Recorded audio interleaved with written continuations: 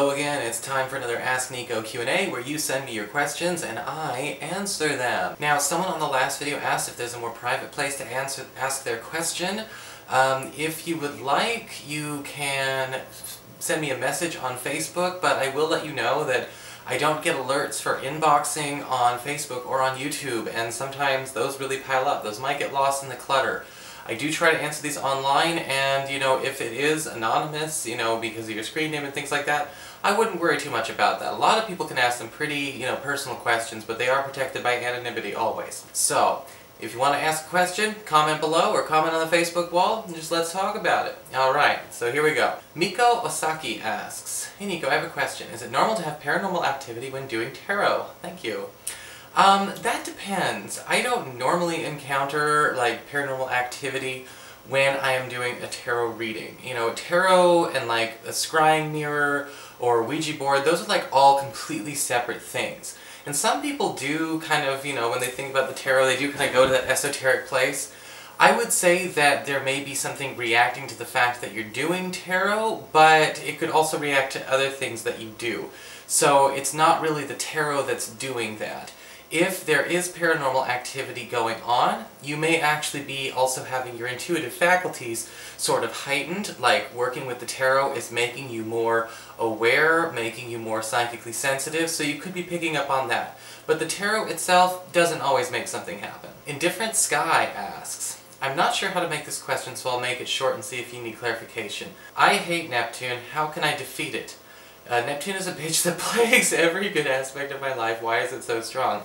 I have 4 planets in Sagittarius, Venus, Jupiter, Mars, and Neptune. Neptune seems to have the strongest power. I think it sits right between 2 of these other planets, and I'm not sure if that's relevant. Anyway, I hate delusions and murkiness and lack of clarity and fantasy that's not productive at all. I feel like I hate Neptune. Help me, help, help, help." Okay, so Neptune itself, like all outer planets, is a double-edged sword. Yes, there is delusions and murkiness, but there is also the extra added bonus of being able to actually use those things to kind of see farther ahead. And Neptune is one of the 3 key psychic planets of the zodiac. Also, Pluto and the Moon are the other 2. So, Neptune doesn't have to be, terrible. Typically with Neptune, some of the things that we need to focus on are clarity and clarification and explicitness. And what I would focus on for you is maybe seeing where in your chart, what house Sagittarius sits in, what it's ruling, what house it is for you, and seeing how that murkiness is kind of coming out. Is it in a 3rd house situation where people don't seem to be able to actually communicate very well, they're not good at being straightforward, they're too vague, they're too passive, or is it falling into some other area of your chart? If you're looking to change this, I would highly recommend actually kind of diving into the Neptune energy. Funny enough, this is one of those things, it's not like, say, Mars or Mercury when they're in a tense aspect where we have to kind of fight against it.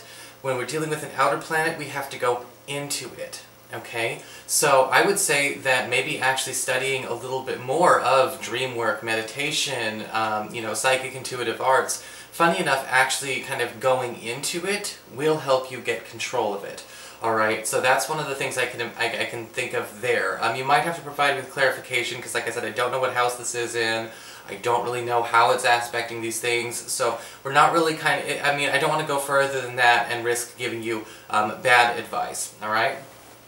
Oracle and Tarot Intuitive Reader Soul Child, MK, asks, "Thank you, Nico. Love the fact that the cat is making a cameo in your video, lol. We have 2 male cats. Yeah, we have 2 boys and a girl. Q&A, a question for you. How do you get your background on your videos? P.S. Love the support and changes you've been going through." Thank you. I've been really trying to kind of just bring more hardcore, just Nico-ness to it. I don't want it to look like, anything that's too watered down. So that's why the music's changed. We're going to get more of the Celtic stuff in there, more of the magical stuff in there. That's what the other channel's for too. As far as getting background for my videos, I don't get the backgrounds. I don't download the backgrounds anywhere.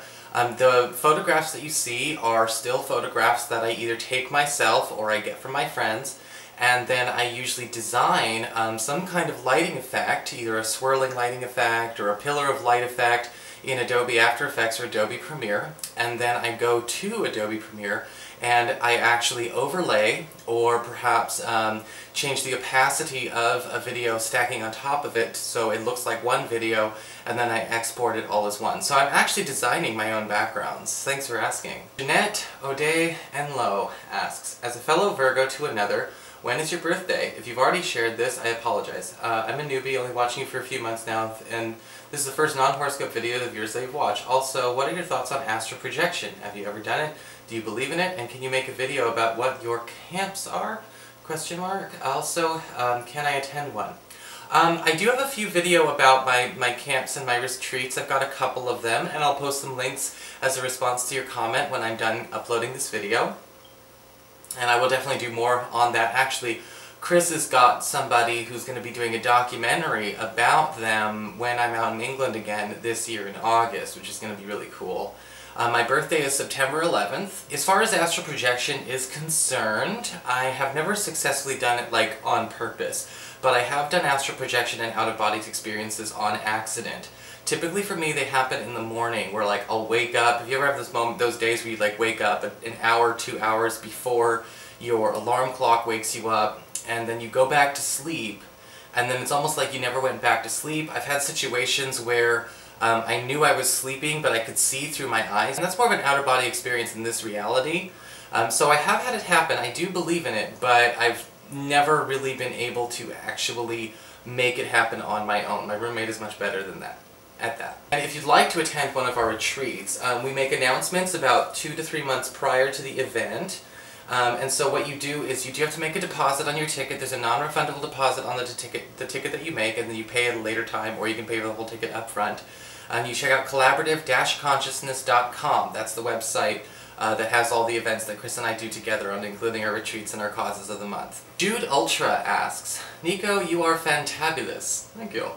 I have been watching and listening to your ideas, thoughts, and videos for a good 6 months. You become part of my wake-up, coffee, and grounding routine. Ooh, thank you.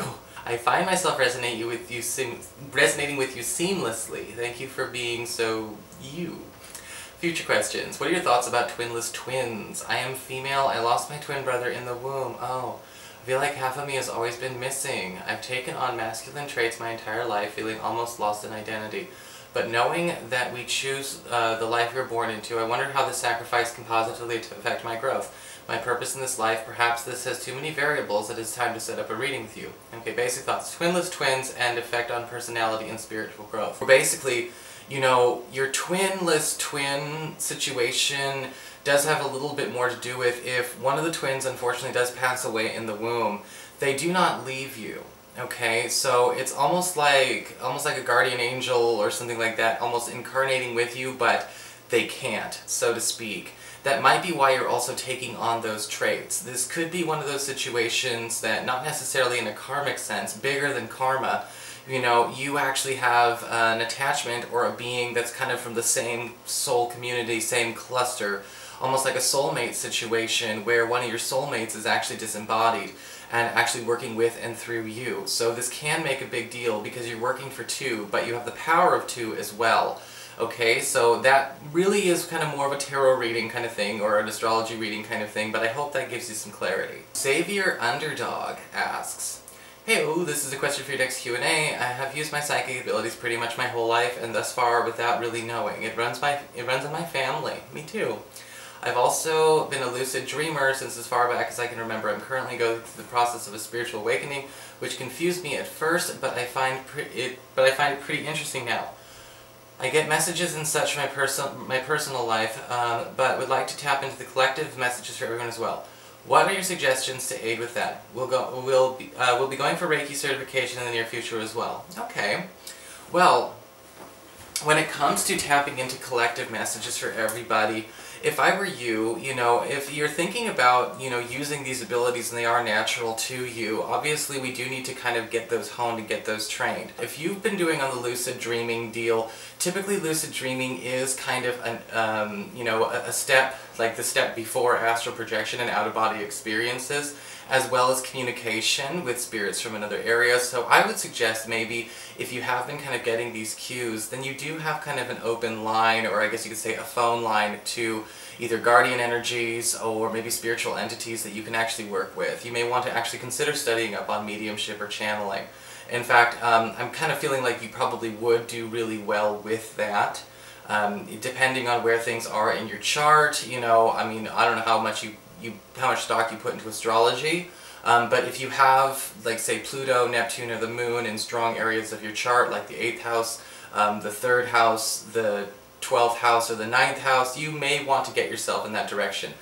Chiron too, like I've got Chiron in my 9th, which really does make a big difference there. Ebenezer. Okay. Hi Nico. I just had the police at the door searching for a high-risk missing person, oh god, whose jacket was found on my street last night. I feel affected and charged energy-wise. Okay, do you have any magical spiritual advice that might help her? She went missing on the 24th of February. It is called Emily Stiff and was born in 1992. Oh no. I have a photo I took of the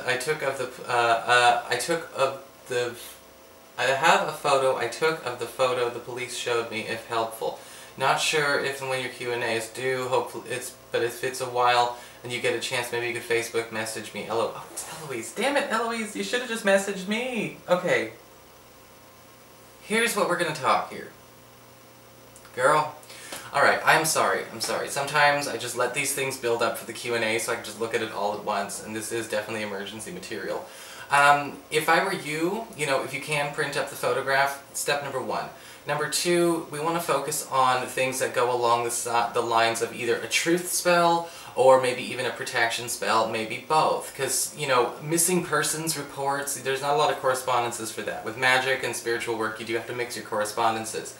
When it comes to communicating with different spirits and things like that, go with where you want to go. Hestia is great because goddess Hestia is all about, you know, again, everything to do with finding your home, finding your way home, things like that. Or you might want to do Saint Anthony, you know, from more Catholic or Hoodoo persuasion. He's all about finding lost and missing persons and objects.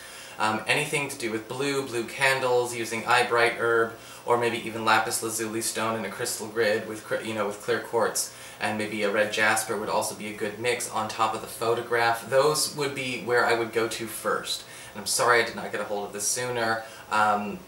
I will let you know, more in Facebook if you have any more questions. This is actually Eloise. She was at one of the retreats. She was at the retreat I was at in England. So I'm sorry, Eloise, I did not get this until now. Oh goodness. So that looks like the messages, the questions I have for today. Thank you so much, everyone, for talking and chatting with me. I hope that you found this informative and helpful. And if there's anything else I can, you know, get at you, feel free to, again, post a comment below. Having a lot of fun doing this, and don't forget to check out my other channel, Scarlet Moon Magic, all one word, if you would like to, you know, kind of see a little bit more about what's going on with my spiritual path, my spiritual journey, and pick up some ideas there. I'll talk to you later.